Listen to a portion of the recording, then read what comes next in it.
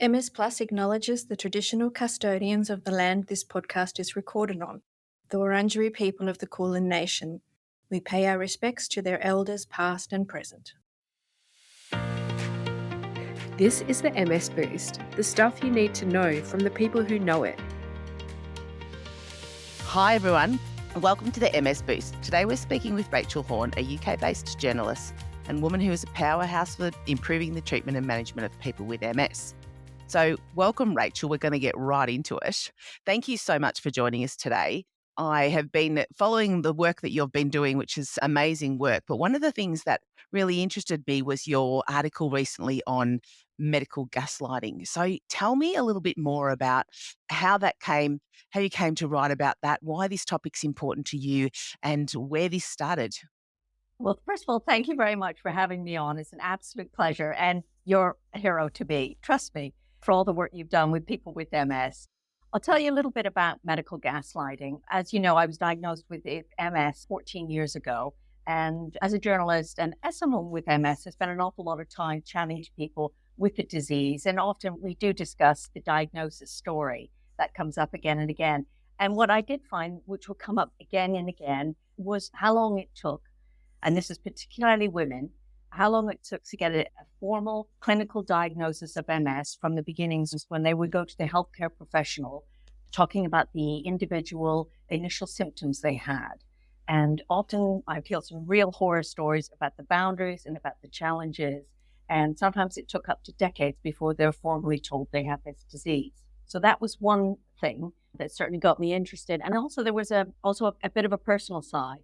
I didn't have any problems getting diagnosed because my first relapse was so severe and I ended up in hospital. So it was a quick diagnosis. But what happened was fast forward a couple of years and I was under the treatment of a neurologist and I was on a fairly weak disease modifying therapy. And I did know that my MS was getting worse, fatigue, troubles with walking and balance problems. So I lobbied to be put on a stronger DMT. And that's when I think I certainly did experience medical gaslighting. I found that my concerns were either brushed aside or when I was describing the symptoms, they were interrupted or very much fobbed off.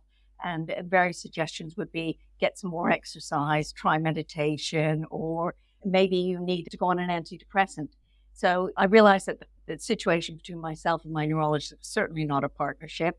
And after a while, I stopped trying to be a good patient and realized that, in fact, it would be a lot more better for me to find another neurologist where we'd have more of an equal relationship. And that's what I ended up doing. It wasn't something I wanted to do, but it's something I think eventually I realized that I was in charge of my own health.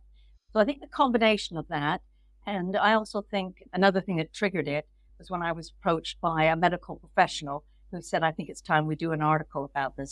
Yeah, it rang so true. Certainly in my clinical experience as well, we heard that story again and again about that delay to diagnosis and the time that it took. More women, definitely. But there was also men who I had too, who was sort of almost convinced, they were almost the medical team that they were seeing almost convinced them that it was depression and not something else. So it was like that, having to talk to yourself and say, no, this is real to me. So yes, I certainly heard that story. And I thought it was interesting that you used that term, stop being a good patient, and how we define that good patient as someone who kind of almost doesn't trust themselves, which sort of feeds, I think, into what my understanding of what medical gaslighting is. But I would love to hear from you through the study, what you discovered and through that article that you published and the work you did with that neurologist writing that article, what medical gaslighting actually means and what things you learnt when doing that article.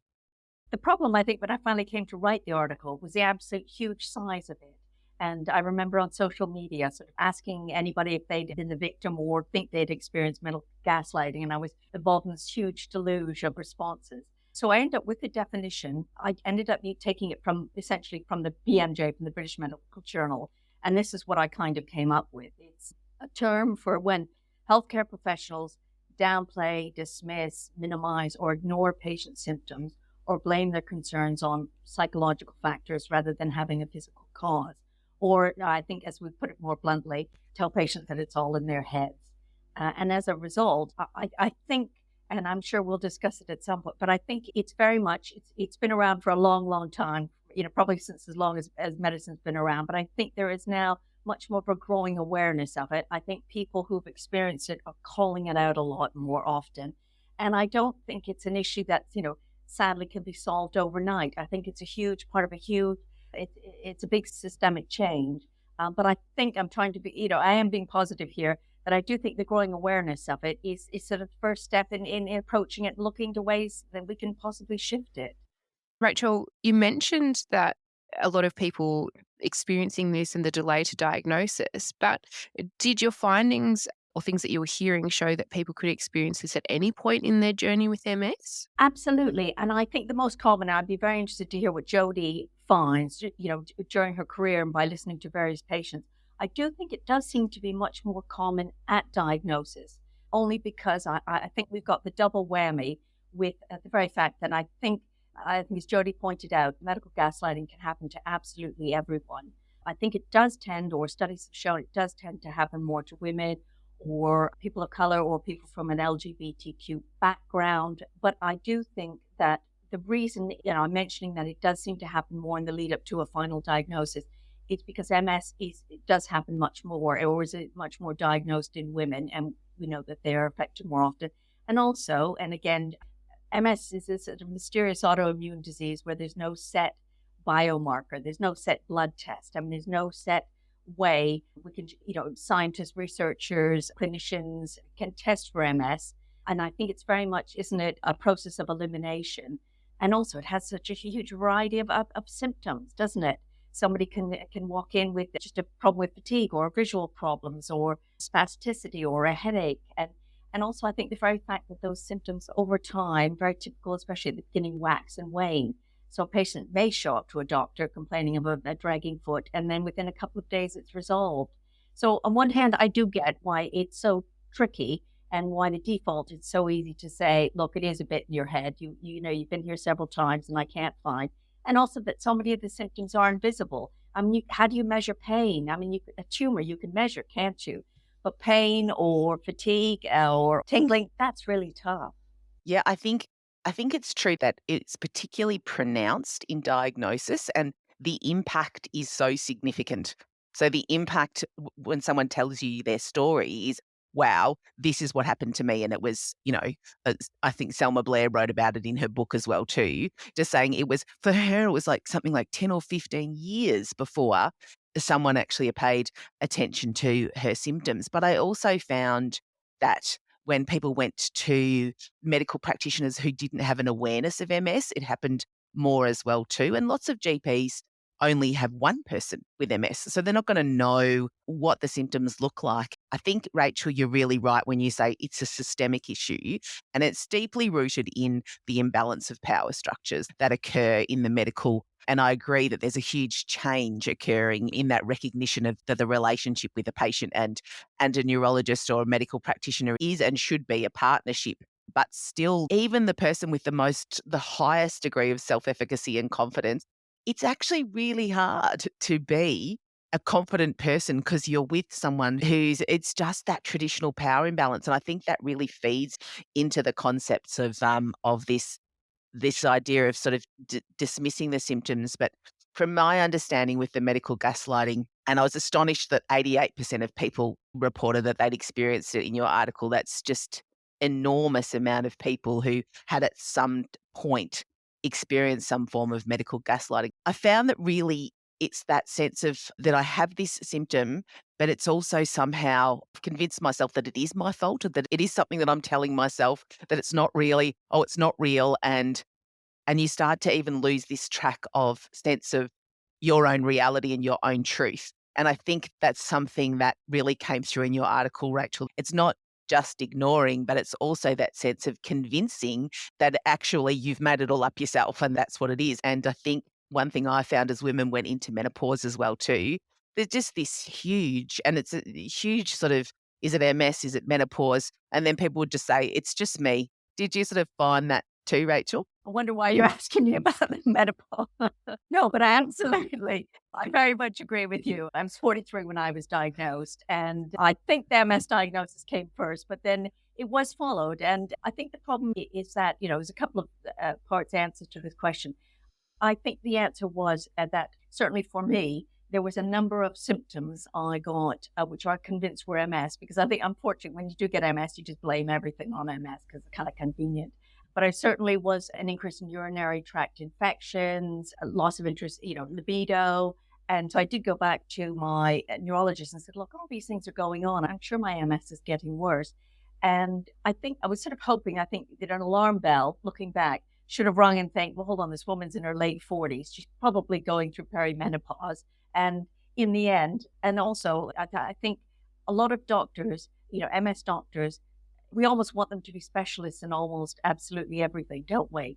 So I think they probably do not have the faith that they are experts in menopause. So I ended up going to my, the gynecologist obstetrician.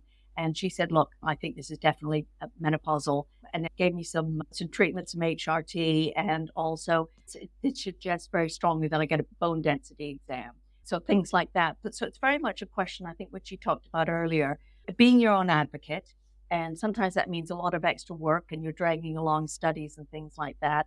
But having to find the answers, and it might be, in care sometimes is very much in silos, isn't it?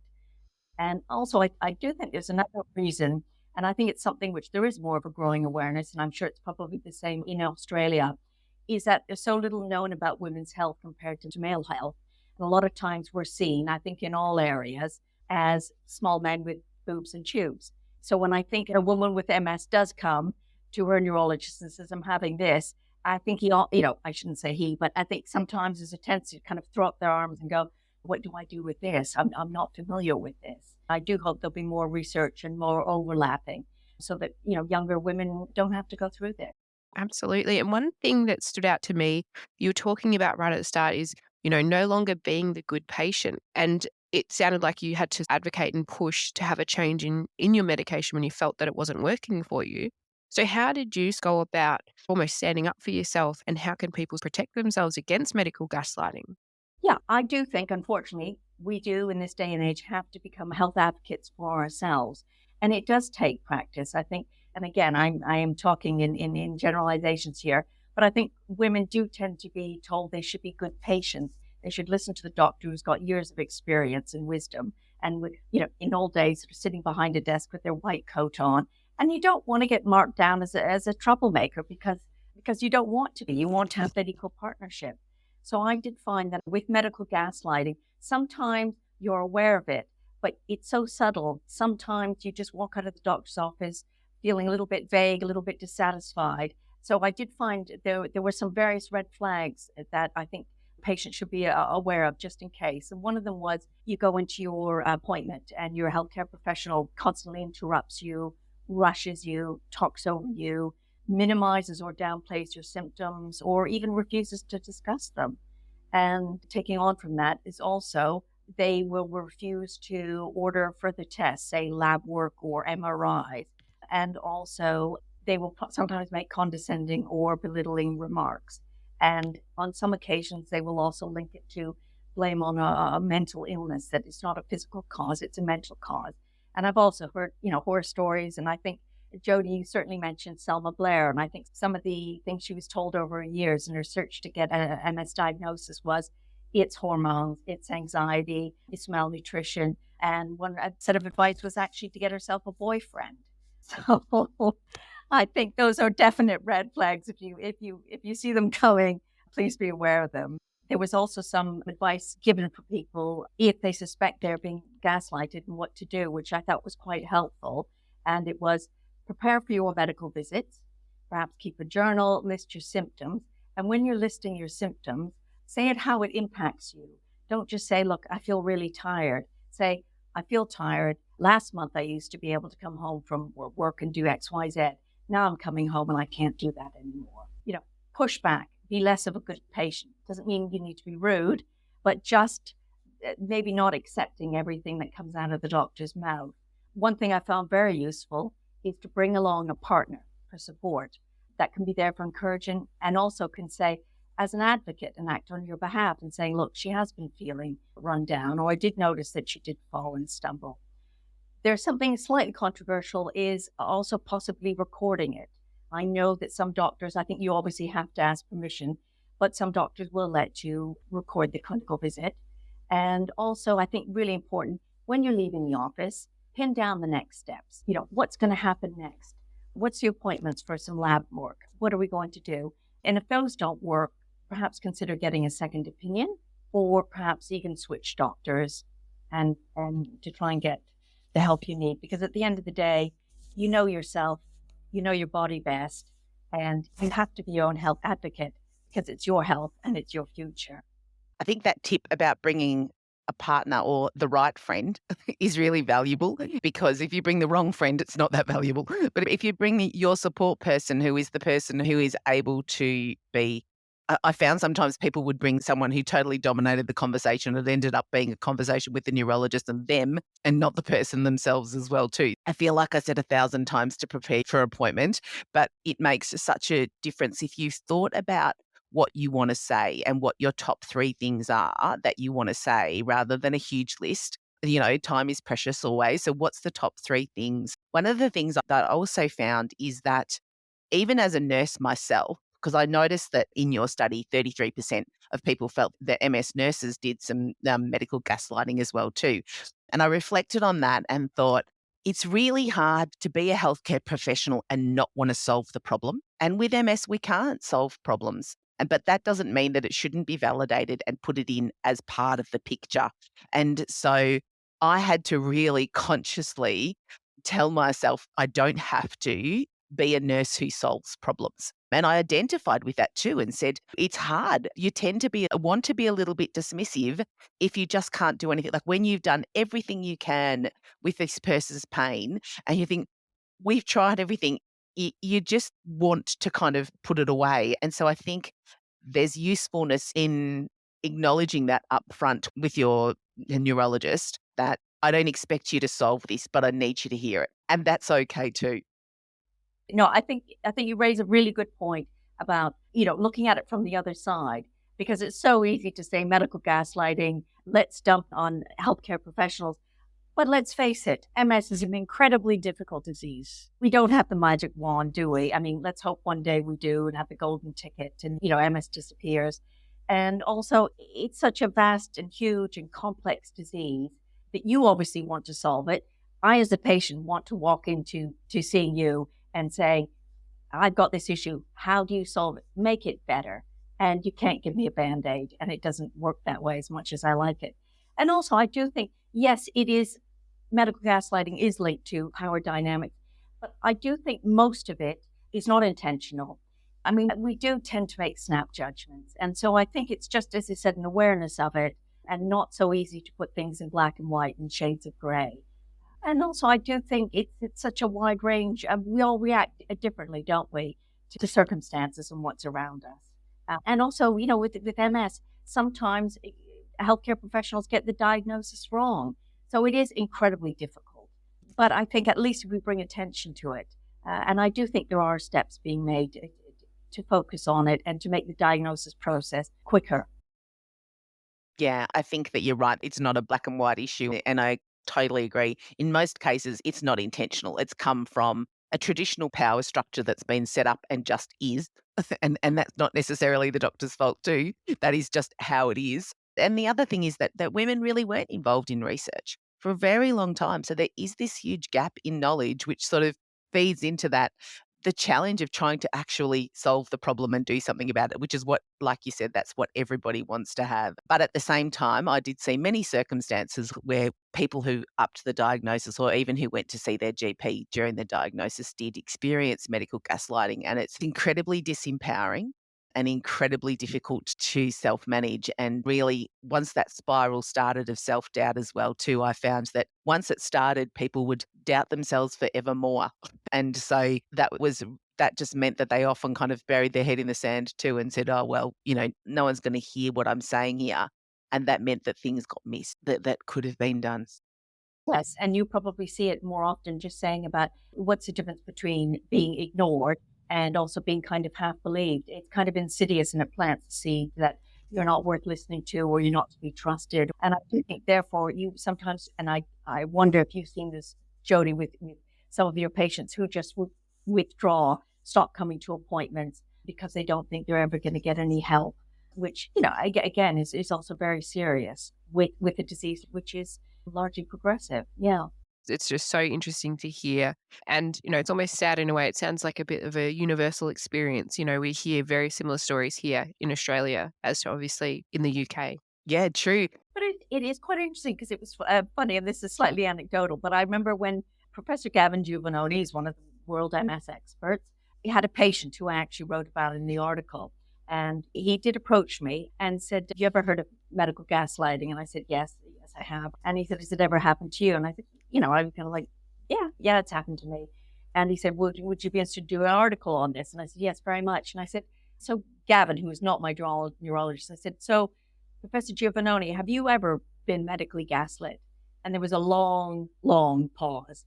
And he said after a while, yeah, I think when I was 16. And I thought that kind of says it all because he's sort of my age, when he was back in South Africa as a 16-year-old. But I think when you do ask around, you do ask in a room, most people do have a medical gaslighting story. But I do wonder perhaps it was something that was discussed perhaps at medical school. They don't have to spend a lot of time on it, but maybe just a bit of time saying, let's just be aware of our biases or be aware of this. Yeah.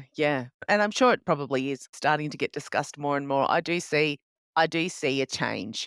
I do see a significant change in the way that people are feeling more empowered when they come to their visits, and also medical people, engaging it more in a level of partnerships. Certainly as a nurse, I learnt all those things about myself too. And I'm sure that in a way someone could have said, Jodie gaslighted me today. Jodie gaslighted me today. And often it was because there might have been something else going on in my life, or I had a sense of, I can't do anything about this. I don't know what to do anymore. And therefore, I am going to, choose to just not listen, and had to give myself repeat permission to say, I can't do anything. And if I could go back to me as a junior nurse, I'd probably say, just tell the person, I hear you.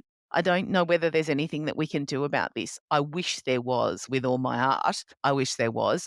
But the need for solutions, I think, drives a lot of that. I really felt for me that need to kind of solve the problem. It didn't make it right, but it was a driver. And perhaps people understanding that also bring that to the table as well too. So I think that's really important to have that level of an awareness, and even giving that medical practitioner the permission to say, it's okay, I don't expect you to solve this, but if you've got anything, that would be great. But I do think it's very important that it's heard. And as you said, I think MS is in some ways, and you're probably way more aware of this, it's a very emotional condition, isn't it? Because there's a lot of anger, there's a lot of sadness, there's a lot of loss in there. And I think that does sometimes comes out in patients. They desperately want a solution, and there's no solution.